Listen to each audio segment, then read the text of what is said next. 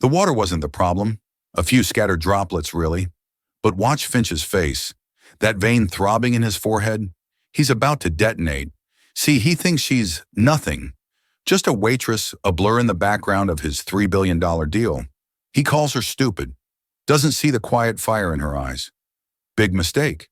Because Isabella, she speaks 5 languages. Project Chimera? She's been listening, absorbing, and she knows something he doesn't. He thinks he's in control. He thinks his money buys him respect. He's dead wrong. They have no idea how her quiet kindness will change everything. The fall is going to be brutal. The water wasn't the problem. A few scattered droplets, really. But watch Finch's face. That vein throbbing in his forehead. He's about to detonate. See, he thinks she's nothing. Just a waitress, a blur in the background of his $3 billion deal. He calls her stupid. Doesn't see the quiet fire in her eyes. Big mistake. Because Isabella, she speaks 5 languages. Project Chimera? She's been listening, absorbing, and she knows something he doesn't. He thinks he's in control. He thinks his money buys him respect. He's dead wrong. They have no idea how her quiet kindness will change everything. The fall is going to be brutal. Lis Anak wasn't a restaurant. It was an ecosystem, meticulously cultivated to nurture the egos and appetites of New York's elite. The air itself hummed with the low thrum of ambition, scented with the faint metallic tang of freshly printed money, mingling with the warm beeswax of meticulously polished mahogany, and a whisper of rare white truffle oil wafting from the kitchen like an expensive secret. Here, fortunes were forged on linen napkins, careers launched or incinerated between the amuse-bouche and the digestif. And gliding through this temple of opulence, a silent, watchful presence, was Isabella Rossi. To most patrons, she was a mere fixture, a graceful shadow in the perfectly orchestrated tableau. Her movements were precise, almost economical, refilling water glasses before they were empty, replacing fallen silverware with an almost imperceptible flourish. Her uniform, a pristine black dress, starched white apron, and her dark hair pulled back severely, spoke of professionalism, diligence. At 24, she carried herself with an air of quiet competence, but behind the polished surface, a deep weariness lurked in her eyes, hinting at a life lived far beyond her years. Those eyes missed nothing. They cataloged every subtle gesture, every fleeting expression, every power play unfolding at the tables she served. Isabella was a linguist, a scholar of nuance and implication, forced to trade her textbooks for trays. 3 years prior, she had been Columbia University's star student, her brilliance radiating throughout the hallowed halls of the linguistics department, her professors predicting that she was a future academic star and a linguistic revolutionary with a thesis on computational semantics that had them practically salivating. Then her father's construction company crumbled, taking her family's financial security with it. When he succumbed to a heart attack shortly thereafter, it was the crushing weight of debt that ultimately buried him. Scholarships evaporated. Her academic dreams crumbled like poorly mixed concrete. She found herself working in fine dining, an environment where tips were generous and survival was a daily struggle. Syntax trees had given way to sommeliers' lists. Still, Isabella approached her new reality with the same rigorous intellect and unwavering dedication that had defined her academic career. She wasn't merely a waitress. She was an interpreter of unspoken desires, a subtle choreographer of elevated dining experiences, a guardian of perfection. Tonight, all the stars seemed to be aligning at table 7, a secluded booth draped in rich burgundy velvet offering a commanding view of the entire restaurant. It was reserved under the name Creed. The name resonated throughout Lis Anak like the tolling of a bronze bell. Damian Creed, a titan of industry, old money incarnate, a man whose empire of shipping and logistics, Creed Holdings, was one of the primary cornerstones of global commerce. He was in his late 60s, his silver hair meticulously coiffed, his face a craggy landscape of wisdom and experience, carved from granite by decades of shrewd decision-making. His very presence seemed to command deference. The maître d' practically bowed as he led him to the table. His tailored bronze suit hung perfectly on his broad frame, and his movements possessed a quiet, unhurried confidence. He greeted the maître d' by name and offered Isabella a warm, respectful nod that acknowledged her as more than just a servant. His dining companion, Alistair Finch, CEO of Ethereum Dynamics, was his antithesis. Finch arrived 10 minutes late, erupting into the serene atmosphere like a hyper-caffeinated hummingbird. Barely 40, he exuded the raw, untamed energy of Silicon Valley's reigning demon king. He wore a designer hoodie that cost more than Isabella's rent, paired with raw denim jeans and pristine white sneakers that looked as if they had never touched the ground. He didn't walk. He strode, his Patek Philippe watch glinting on his wrist as he barked into his phone, a Bluetooth earpiece flashing insistently. Ignoring the maitre d', he slid into the booth opposite Creed and slammed his phone face up onto the table, where it immediately began to vibrate. "Damien, good to see you," Finch declared, his voice booming loud enough to turn heads. It was a statement, not a greeting. Traffic was a nightmare. "Let's get to it. My team drew up the final schematics for the Chimera integration." Damien Creed merely smiled, a flicker of amusement dancing in his eyes. He gestured subtly towards Isabella. "Let's order first, Alistair. Allow the lady to do her job." Isabella approached, notepad in hand. "Good evening, gentlemen. May I start you with some water? We have a still aqua panna or a sparkling San Pellegrino." Finch waved a dismissive hand without even glancing at her. "Whatever. Just bring water." "I'll have the aqua panna, thank you," Creed said, meeting Isabella's gaze. "And please tell us about the specials when you have a moment." Isabella gave a small, professional nod. "Of course, sir." As she turned to leave, she overheard Finch mutter to Creed, "Seriously, specials? We have $3 billion to discuss, and you want to talk about duck confit?" A familiar knot tightened in Isabella's stomach. It was going to be a long night. She retreated to the service station, already mentally categorizing the two men. Creed was a lion, powerful, composed, and aware of his place in the hierarchy. Finch was a jackal, snapping and snarling, mistaking noise for power. The silent language of the room was already weaving a narrative, and she had a front-row seat. The dinner was a study in contrast. Creed embodied old-world etiquette. He listened intently, his hands resting calmly on the table, savoring his wine. A 82 Chateau Margaux that Finch had ordered with a cavalier. "Bring me your most expensive red." With a connoisseur's appreciation, complimenting the sommelier on its perfect temperature. He addressed Isabella as Miss, always making eye contact when speaking to her. Finch, on the other hand, treated the table as his personal command center. His phone was a buzzing, intrusive third guest. He took 2 calls, firing off clipped, aggressive sentences laden with tech jargon. "No, reroute the beta test through the Frankfurt servers. I don't care about the latency. Just do it," he barked, oblivious to the other diners. He interrogated Isabella about the menu, as if cross-examining a hostile witness. "This seared foie gras, is it flash-seared or pan-seared? What's the exact temperature? Is the balsamic reduction aged for 12 or 15 years?" Isabella answered each question with unwavering calmness and precision. "It is pan-seared at a high temperature to create a Maillard crust, sir. The reduction is from a 15-year-old Modena balsamic." She knew the menu intimately, having spent hours memorizing not just the ingredients, but the culinary philosophy behind each dish. It was a matter of professional pride. Finch just grunted, unconvinced. "Fine, I'll have that and make it quick." The main topic of conversation was Project Chimera, a monumental undertaking. Creed Holdings possessed a vast network of cargo ships, ports, and warehouses, a physical empire built over a century.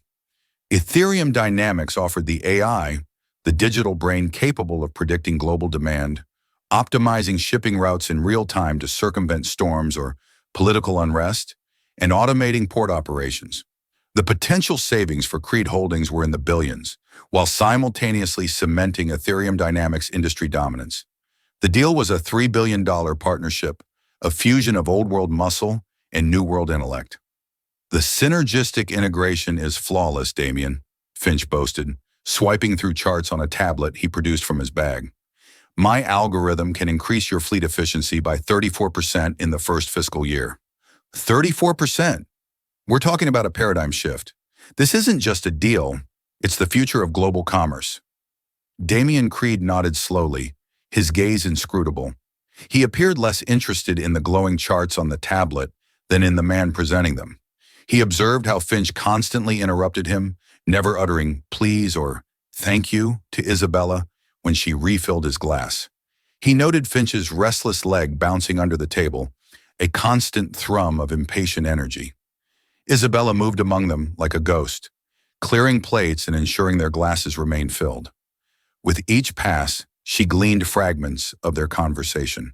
Finch spoke of disruption, aggressive market capture, and trimming inefficiencies, corporate code for laying off thousands of workers, dock workers, warehouse managers, truckers, ordinary people whose lives would be upended by the very algorithm Finch championed.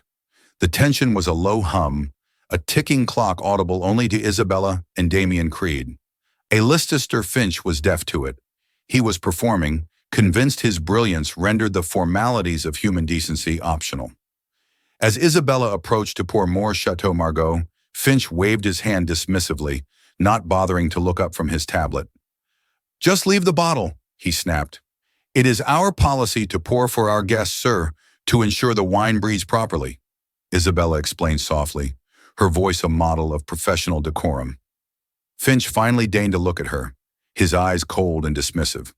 "I'm not paying $1,000 for a bottle of grape juice to have you interrupt my meeting every 5 minutes.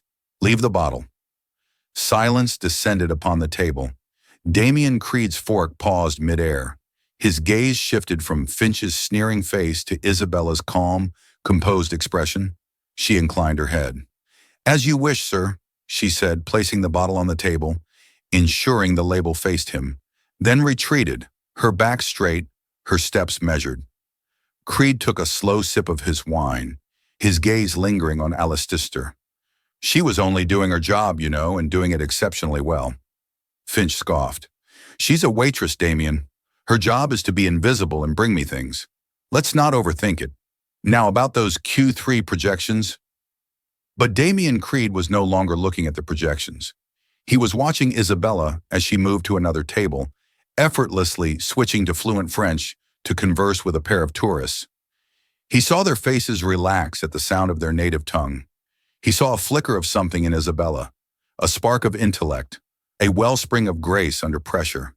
He then glanced back at the self-proclaimed genius across from him, a man blinded by his own ego to the humanity of others. The clock was accelerating now, counting down to an unforeseen and devastating moment. The main course arrived, roasted duck for Damian Creed and seared foie gras for Alistair Finch. Isabella placed the plates with practiced precision, announcing each dish in a low, clear voice. Finch, however, remained glued to his phone, frantically texting. "Sir, your foie gras," Isabella said carefully, positioning the plate before him. As she did so, the corner of her service tray, a heavy silver platter, grazed against the side of Alistair's water glass. It was the slightest of touches, a millimeter miscalculation in a dance she had performed thousands of times. But the glass was overfilled, beaded with condensation, and precariously perched near the table's edge, a space Finch had cleared for his electronic devices. Time slowed.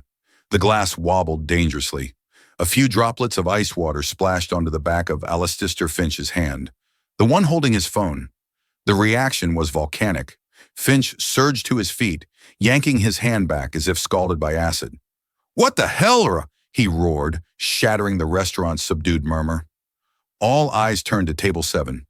"Watch what you're doing, you clumsy idiot," he shouted, his face contorted with rage, his gaze fixed on the minuscule water droplets on his hand and phone. Isabella froze, her heart hammering against her ribs. She felt the heat of 100 stares burning into her. "Sir, I am terribly sorry. It was an accident," she said, her voice trembling, yet composed. Years of training kicked in. She reached for a fresh napkin, but Finch slapped her hand away. "Don't touch me. An accident? You think I care if it was an accident? This is a $20,000 phone. Do you have any idea what's on here? Incompetence. Pure, simple incompetence." Damian Creed placed his silverware on his plate with a deliberate clink, watching the scene unfold with unnerving calm, his face impassive, his eyes like chips of glacial ice. Isabella stood her ground, retracting her hand. I assure you, sir, your phone will be fine. It was only a few drops of water. Again, I offer my sincerest apologies. Her composure seemed to enrage Finch further. He was accustomed to fear and deference. He wanted her to cower. He stepped closer, his voice dropping to a venomous hiss. He looked her up and down, a sneer of utter contempt twisting his lips. Apologies don't fix things. People like you just don't get it. You have one simple job. One, put the plate on the table, and you can't even do that without screwing it up. He leaned in, the final fatal words dripping with condescension. Are you completely stupid? The word reverberated in the silent air, ugly and sharp. It wasn't a question. It was a verdict delivered from on high by a man who believed his net worth entitled him to judge the intelligence of others. For Isabella, time seemed to distort. She heard the word like a physical blow. Stupid. After years of academic excellence, sacrifices for her family, her world boiled down to this man, Alistair Finch, declaring her nothing more than a stupid girl in an apron. The initial shock of hurt crossed her face, so fleeting that only a truly perceptive person would have noticed. Then something within her snapped, not in a fit of rage, but in a moment of crystalline clarity. The fear evaporated, replaced by an implacable resolve. Years of suppressing her voice, biting back retorts to the slights of entitled patrons, all coalesced into a steely core within her. She straightened, lifted her chin, and met Alistair Finch's furious gaze, her expression radiating unshakable calm. She didn't cry, she didn't shout, she simply held his gaze. And across the table, Damian Creed witnessed it all. The accidental spill, Finch's monstrous overreaction, the cruel, unnecessary insult. Most importantly, he saw the precise moment this young woman refused to be broken. He saw the fire ignite in her eyes, a quiet dignity more powerful than all of Finch's blustering. The ticking clock had stopped. The bomb had detonated. But the sole survivor in the wreckage wasn't who anyone expected. The $3 billion deal hung by a thread.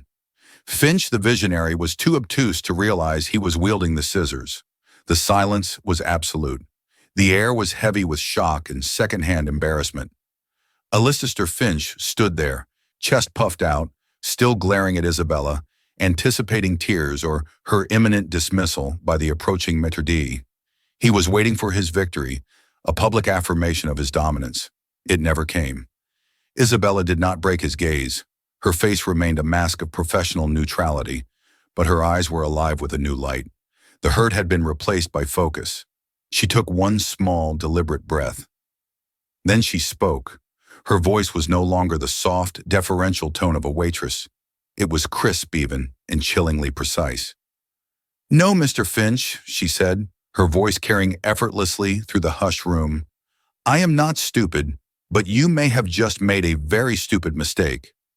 Finch blinked, taken aback by her audacity. What did you just say to me? He hissed. Before he could continue, Isabella's gaze flickered from his face to the tablet still glowing on the table, displaying the complex charts for Project Chimera. Years of linguistic study had trained her eyes to find patterns in arcane texts and code, scanning the screen in a fraction of a second. She had been absorbing bits and pieces of their conversation all night, and now, fueled by adrenaline, her mind connected the dots with astonishing speed. She glanced at Damian Creed, offering a silent apology for this breach of protocol, then back at Finch.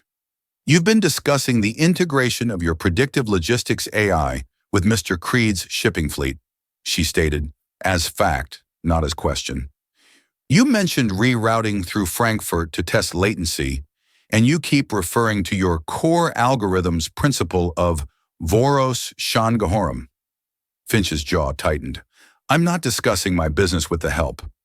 Isabella ignored him, her focus absolute. The phrase you're using, she continued, her pronunciation of the German flawless, Voros Shangahorsum, means anticipatory obedience. It's a concept often associated with proactively following orders.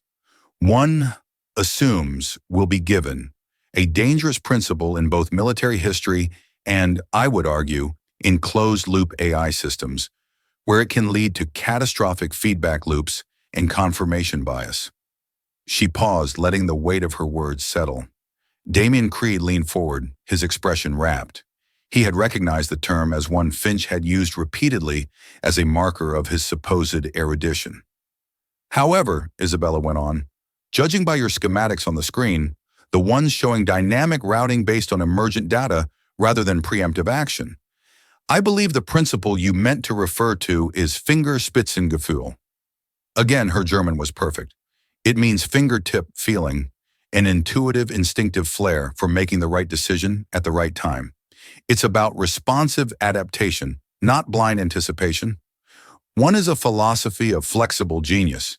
The other is a recipe for disaster in a system as complex as global shipping. She took another small breath. You're selling Mr. Creed a system of Fingerspitzengefühl while calling it Vorausschander-Gehorum. You are either misrepresenting your own product or you don't fully understand the philosophical underpinnings of the very terms you use to describe it. So to answer your question, Mr. Finch, no, I'm not stupid, but I'm beginning to have serious doubts about you. The restaurant descended into a new profound level of silence. Alistair Finch's face, which had been red with rage, slowly drained of color, leaving him ashen. He looked as though Isabella had just stripped him naked in the middle of his own boardroom. He, the tech visionary, had been publicly dissected and corrected by a waitress. He opened his mouth, but no sound emerged. Humiliation had rendered him mute. The maitre d', who had been rushing to discipline Isabella, froze in place, his mouth agape. Isabella stood tall and calm amidst the wreckage she had created. The timid waitress was gone. In her place stood the Columbia-educated linguistic scholar, the formidable intellect who had been hiding in plain sight all along. She hadn't just defended herself. She had weaponized Finch's intellectual vanity, using it to dismantle him with surgical precision. Finally, Damian Creed moved. He slowly lifted his wine glass, not to drink, but as a gesture. He angled it slightly towards Isabella, a small, almost imperceptible nod of profound respect, then turned his cool, assessing gaze upon the shell-shocked man opposite him. The spell was broken. The power dynamic in the room had shifted irretrievably, and the deal, the $3 billion future of global commerce, was now on life support, its fate resting not on algorithms or projections, but on the quiet, dignified fury of a man who valued character above all else. The silence that followed Isabella's dissection of Alistair Finch's pitch was different. It was no longer shocked, but contemplative. The other diners, the titans of finance and law, were no longer just watching a scene. They were witnessing a reckoning. Alistair Finch finally found his voice, a choked whisper. "You're fired," he stammered, pointing a trembling finger at Isabella. "You're finished." A low chuckle emanated from across the table. It was Damian Creed. He placed his napkin neatly beside his plate and folded his hands. The smile on his face did not reach his eyes. "You seem to be under the impression that you have some authority here, Alistair," Creed said, his voice calm but carrying the weight of undisputed power. "You are a guest in this establishment, and you are a guest at my table. You will not speak to this young woman or anyone that way again." Finch, desperate to regain control, turned on Creed. "Damian, this is insane. She humiliated me. We're talking about a $3 billion deal. Are you going to let a nobody waitress derail the most important partnership of the decade over a little spilled water?" Damian Creed's expression hardened. The feigned warmth vanished, replaced by the cold, hard face of a man who commanded a global empire. "A little spilled water? Is that what you think this is about?" He leaned forward, his voice dropping low, yet dominating the entire room. "I grew up in Hell's Kitchen, Alistair. Not the sanitized version you see today, but the Hell's Kitchen of the 1960s. My father was a longshoreman on the docks. Your deal seeks to optimize the operations of ports. My mother," Creed continued, his voice softer, yet more intense, "was a waitress. She worked double shifts at a diner for 25 years, wearing shoes with holes in them so that I could have a coat without holes. She came home every night with aching feet, varicose veins, smelling of coffee and grease, and she never complained. Creed's eyes bored into Finch. She served men far more powerful and richer than you will ever be. Men who built this city, and they treated her with respect. They called her by her name. They knew her son was trying to make something of himself. They treated her with dignity because they understood something you, with all your algorithms and disruptive technologies, will never grasp. A person's true character is not measured by how they treat their equals. It's measured by how they treat those they believe to be beneath them. He gestured towards Isabella, who stood frozen, listening to this unexpected defense, this baring of a soul. Tonight I watched you. I watched you dismiss the staff, snap your fingers, and bark orders. I saw you treat this young woman, who has shown more grace and intelligence in the last 5 minutes than you have all evening, as if she were a piece of software, a function to be executed. You didn't see a person. You saw an obstacle, an inefficiency. Creed picked up his wine glass and swirled the deep red liquid. My company, Allister, is not just a collection of assets and logistics chains. It's a family. It's built on the loyalty of thousands of employees, many of whom have been with us for generations. The men and women on my docks, in my warehouses, at the helms of my ships. They are the bedrock of Creed Holdings. If you treat a waitress this way because she accidentally spilled a few drops of water, how would you treat them? How would you treat my people when your flawless algorithm calculates that 10,000 of them are redundant? He set the glass down with a soft, final thud. You answered that question for me tonight. You showed me your character, and it is deeply, fatally flawed. Allister Finch sat there, his tech bro swagger utterly deflated, replaced by the horror of a man witnessing his future collapsing around him. Damien, wait, I was under pressure. I'm not. What you are, Creed said, his voice cutting like shards of glass, is a man who mistakes wealth for worth? You believe your success absolves you from the basic requirements of human decency? You are a liability. Your lack of respect is a strategic weakness, thud. You answered that question for me tonight. You showed me your character, and it is deeply, fatally flawed. Allister Finch sat there, his tech bro swagger completely gone, replaced by the dawning horror of a man watching his future burn to the ground. Damien, wait, I was under pressure. I'm not what you are, Creed said, his voice cutting like a shard of glass. Is a man who mistakes wealth for worth? You believe your success absolves you from the basic requirements of human decency. You are a liability. Your lack of respect is a strategic weakness, and I will not have it anywhere near my company or my people. Damien Creed rose from his seat, standing to his full imposing height. He looked directly at Allister Finch, his eyes devoid of any emotion, save for a cold finality. So to be perfectly clear, this meeting is over. Our negotiations are terminated. Project Chimera is dead. He paused, letting the words sink in. The deal is off, Mr. Finch. He then turned his back on the speechless billionaire. He walked over to Isabella, his expression softening. He reached into his jacket, pulled out a black leather wallet, and produced not a tip, but a simple, elegant business card. Miss Rossi, he said, his voice now warm and sincere, I am deeply sorry for the behavior you were forced to endure tonight on my account. No one should ever be spoken to in such a manner. He offered her the card. Your erudition is as impressive as your composure. If you ever decide you are finished with this line of work, my office would be very interested in speaking with you. My executive assistant's name is on there. Call her. We will find a place for a mind like yours, Isabella. Her mind, reeling, took the card with a slightly trembling hand. The name was simple, Damien Creed. Underneath it, a single phone number and an email address. Creed gave her another respectful nod, then turned to the maitre.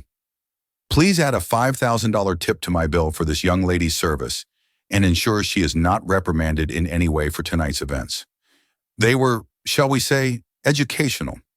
With that, Damien Creed turned and walked out of Leak, leaving behind a shattered $3 billion deal, a humiliated tech mogul, and a 24-year-old waitress holding the key to a future she thought she had lost forever. The moment Damian Creed's formidable presence left the restaurant, the spell of silence shattered. A wave of whispers erupted, the sound of 100 wealthy patrons dissecting the corporate execution they had just witnessed. Alistair Finch remained frozen in his seat, his face a ghastly shade of pale. The buzzing from his phone on the table sounded like a swarm of angry hornets. He looked at it, then at Isabella, his eyes a mixture of pure hatred and utter disbelief. He had walked in as a king and was now a court jester. His humiliation served as the evening's main special. Without another word, he snatched his tablet and phone, shoved them into his bag, and stormed out of the restaurant, bumping into a waiter and not bothering to apologize. The door swung shut behind him, leaving a void where his colossal ego had been. Isabella was suddenly the center of a vortex, her manager, the maitre. Jean-Pierre rushed to her side, his face a mess of confusion and awe. "Isabella Montour, are you all right?" "What? What was that?" "I'm fine, Jean-Pierre," she said, her voice still steady, though her hands were shaking, clutching the heavy cardstock of Damian Creed's business card. The staff treated her like a returning war hero. The Sumayer gave her a solemn nod of approval. The chef peeked out from the kitchen, a wide grin on his face. They had all endured the wrath of customers like Finch, but none had ever seen one so thoroughly and publicly dismantled. Isabella had become a legend in the space of 10 minutes. But for Isabella, the reality was more complex. The adrenaline began to fade, replaced by a profound sense of shock and a terrifying uncertainty. She had stood up for herself, yes, but she had also just provoked a powerful, vindictive billionaire. She had broken every rule of service. Jean-Pierre might be impressed now, but what about tomorrow? Would Finch's connections get her blacklisted from every fine dining establishment in the city? Had she just sacrificed her family's only lifeline for a moment of righteous defiance?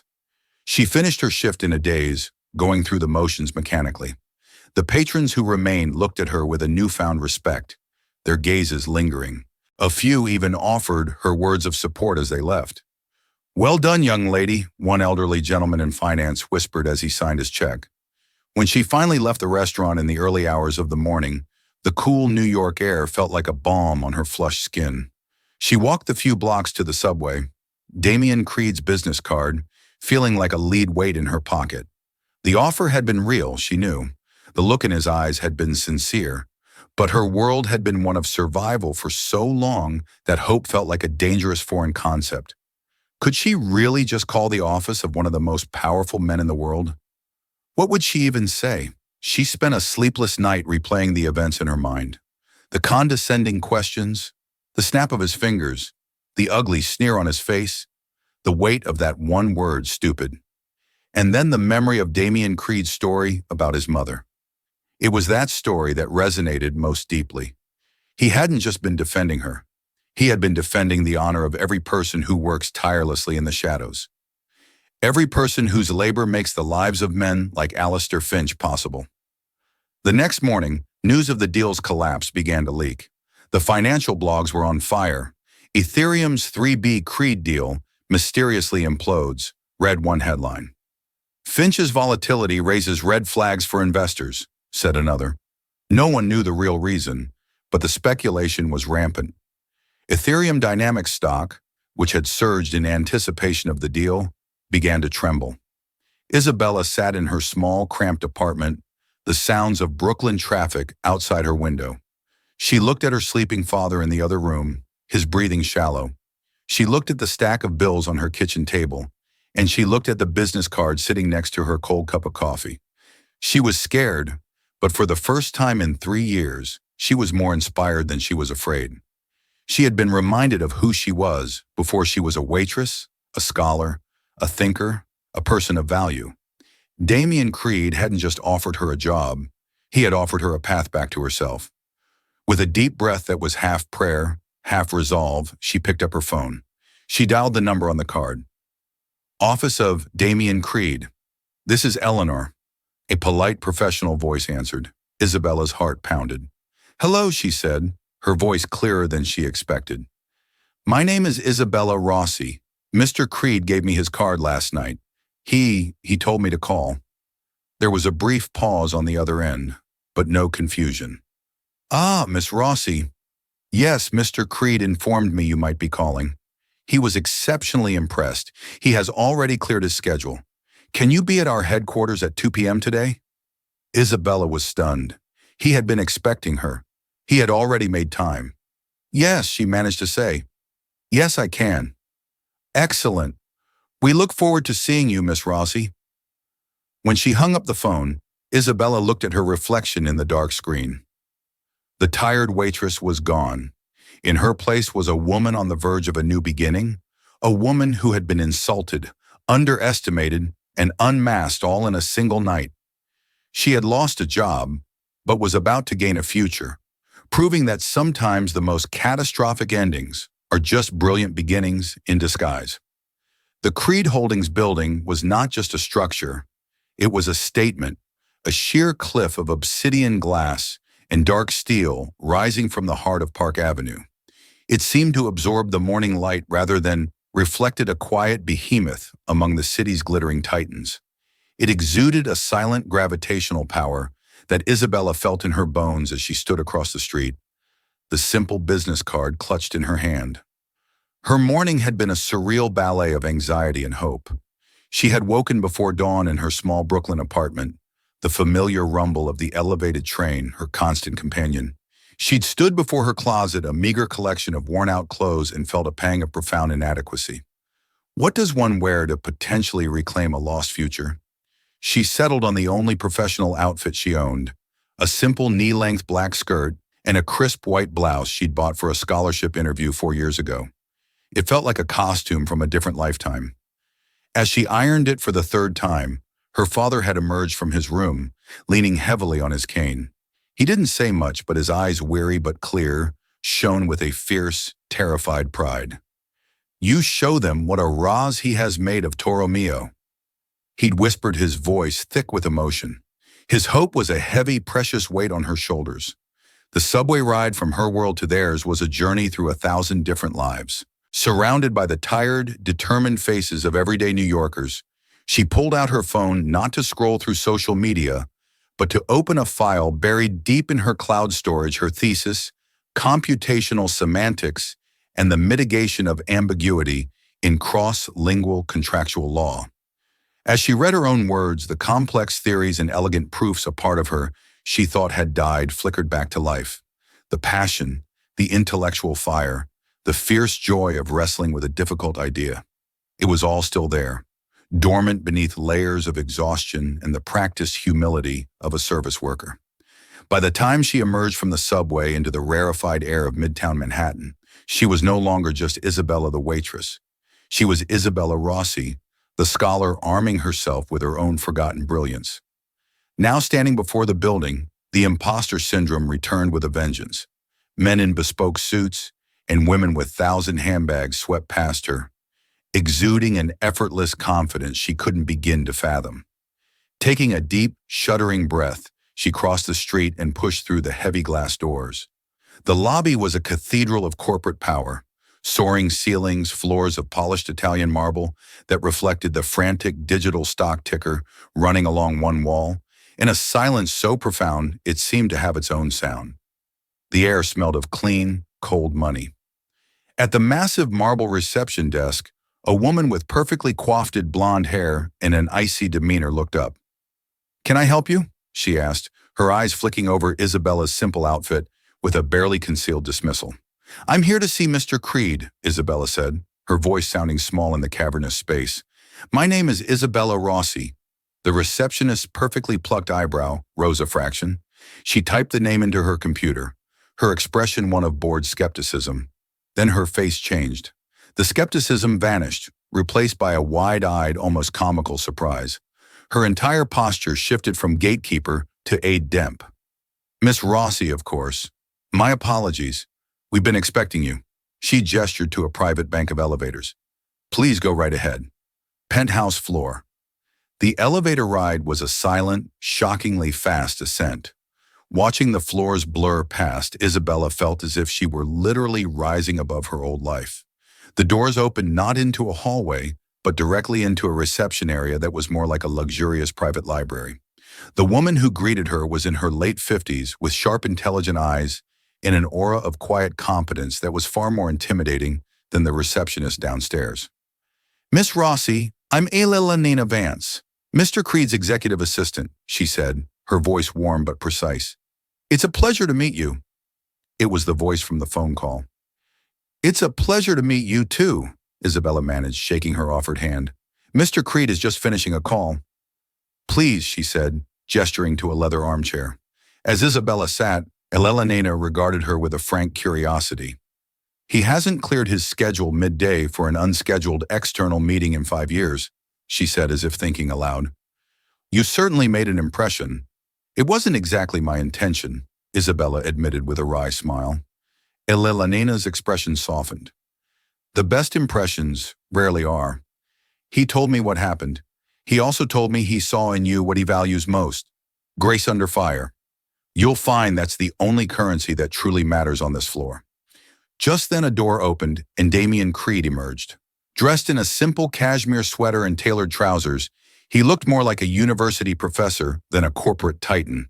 He bypassed his massive mahogany desk and came directly toward her, his hand extended and a genuine smile on his face. "Isabella, thank you for coming. I'm so glad you called," he said. "Please come in. Can Eleanor get you some coffee? I promise the service is impeccable and no one will spill it." The small joke, a shared secret between them, instantly dissolved the last of her tension. "Thank you, sir. I'm fine." He led her to a seating area near the vast floor-to-ceiling windows, which offered a god's-eye view of the city sprawling below. The office was a reflection of the man walls lined with books on history and maritime law, intricate models of cargo ships from different eras, and framed nautical charts of ancient trade routes. It was the office of a builder, not a trader. "I trust you've had some time to process the events of last night." He began, his tone gentle. "It still doesn't feel entirely real," she confessed. "I assure you it was," he said. "And I meant what I said. I had my team send for your academic records this morning from Columbia." Nina, he nodded to his assistant, who discreetly placed a thin file on the coffee table, was kind enough to summarize them for me. But I find summaries often lack the soul of a thing. "Tell me about your work, Isabella, in your own words. Why computational semantics? What is it about the intersection of language and machines that fascinates you?" This was not the interview she had expected. He wasn't testing her. He was inviting her to be herself, a spark ignited within her. "Language is the operating system of human civilization." "Mr. Creed," she began, her voice gaining confidence. "But it's messy. It's filled with ambiguity, context, and nuance. Things machines find very difficult. A single misplaced comma in a legal contract can cost millions. A cultural misunderstanding in a negotiation can scuttle a deal. My thesis was about creating an AI framework that doesn't just translate words, it translates intent. It learns the context, the legal precedents, the cultural idioms to flag potential ambiguities before they become problems. It's about making communication not just faster, but safer." As she spoke, she saw a new level of interest in his eyes. He leaned forward, fully engaged. "Go on, think of it like one of your shipping routes," she said, improvising an analogy. "A standard translation program is like a map that shows you the shortest distance from port A to port B. But my system is like an experienced captain. It knows about the hidden reefs of legal jargon, the sudden storms of cultural foxar, the tricky currents of subtext. It doesn't just plot a course. It ensures the cargo, the meaning arrives intact." Damian sat back, a slow, deeply impressed smile spreading across his face. "An experienced captain," he repeated softly. "That is the best explanation of the value of AI I have ever heard." He looked at her, his gaze direct and serious. "Last night, I told you Alistair Finch's weakness was his character. His arrogance is a strategic blindfold. He built a system to predict the future, but couldn't see the person standing right in front of him. My company's greatest vulnerability isn't storms or pirates. It's misunderstanding. The very thing your work aims to solve. He slid the file across the table to her. It wasn't her academic record. It was a formal job offer. I'm not a man who believes in charity, Isabella. I believe in investing in talent. I want to create a new division within Creed Holdings built around you and your ideas. The Global Communications Strategy Initiative. You would be its director. He let that sink in before continuing. This isn't a desk job. Your first 90 days would be a global assessment tour. You'll travel to our hubs in London, Singapore, and Hamburg. You'll meet our regional directors, our legal teams, our negotiators. You will listen to them, understand their challenges. Then you will come back here and build your team. I will give you access to our top engineers, a substantial budget, and a direct line of communication to me. Your mission is to turn your thesis from theory into the new central nervous system of my company. Isabella stared at the document, at the title, at the salary figure that made her head spin. But it was the final part of the offer that broke through her composure. Furthermore, Creed said, his voice softening, Creed Holdings will immediately assume and settle the entirety of your father's outstanding medical debts. We consider it a signing bonus, and we will establish an educational fund for you to complete your PhD at your own pace whenever you are ready. We are investing in your past, your present, and your future, Isabella. All we ask in return is your brilliance. That was when the tears finally came. They weren't tears of sadness or fear, but of a profound, earth-shattering relief. It was the release of years of pent-up grief, of the crushing weight of responsibility she had carried alone for so long. She wasn't just being offered a job, she was being given back her life. I don't know what to say, she whispered, her voice choked with emotion.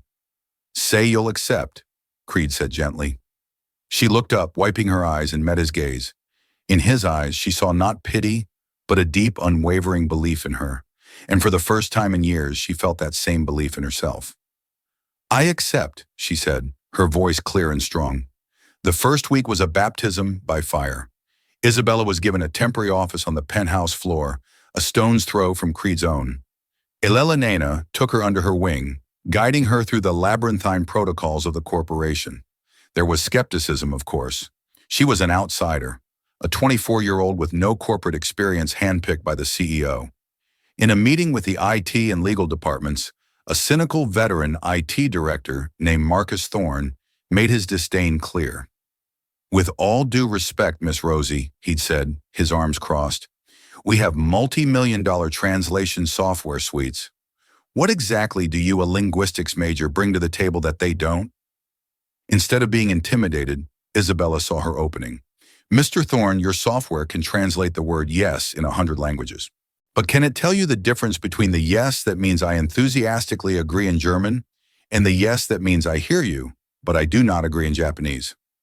Can it tell you when a contract's liability clause, translated perfectly from Mandarin, actually conflicts with a precedent in EU maritime law? Your software translates words. I'm here to build a system that understands worlds. There's a difference. A silence fell over the room.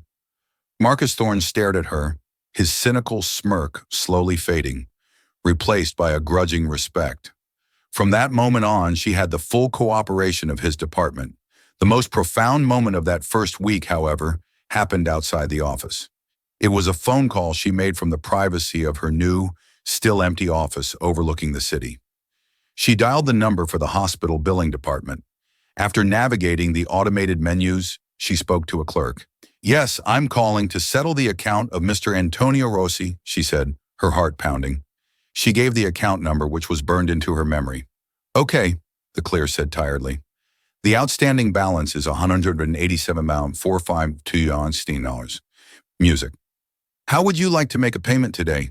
Isabella took a deep breath. I'd like to pay the full amount right now. The silence on the other end of the line was deafening. Excuse me, the clerk finally asked, her voice filled with disbelief.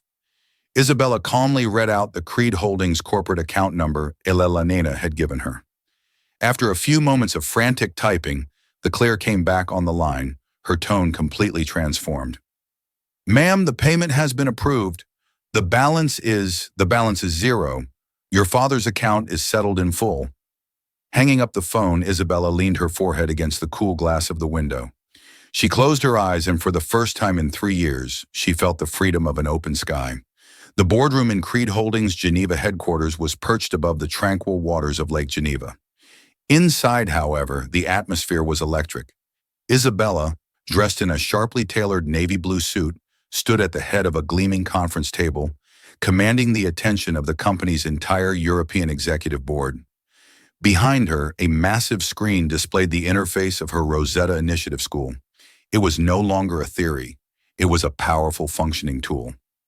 "As you can see," she said, her voice resonating with quiet authority, "the system has flagged a potential conflict in Section 4B of the proposed merger with the Dubois shipping line. While the French to English translation is technically accurate, our system has cross-referenced it with Monsieur Dubois' past negotiation tactics and recent changes in French labor law. It predicts he is using the term personnel contingent to imply non-UN contractors, which would put us in violation of our own ethical sourcing protocols. It recommends we counter with the more precise term employers directs and seek clarification." She switched to flawless French, directly addressing the French contingent of the board, explaining the nuance in their own language. The executives, who had been struggling with this very point for weeks, stared at her in awe. She had not only solved their problem, but had also given them the precise linguistic tool to win the negotiation. As the board erupted into a spirited multilingual discussion, Damian Creed, seated at the head of the table, caught her eye. He gave her a subtle, proud wink. It was a look that said, "I knew it. I knew that was who you were all along." Later, an older board member, a gruff German shipping magnate named Klaus, approached her. "Fräulein Rossi," he rumbled, "your system is remarkable. I read in the Financial Times that Ethereum Dynamics was finally sold off for parts at auction last month.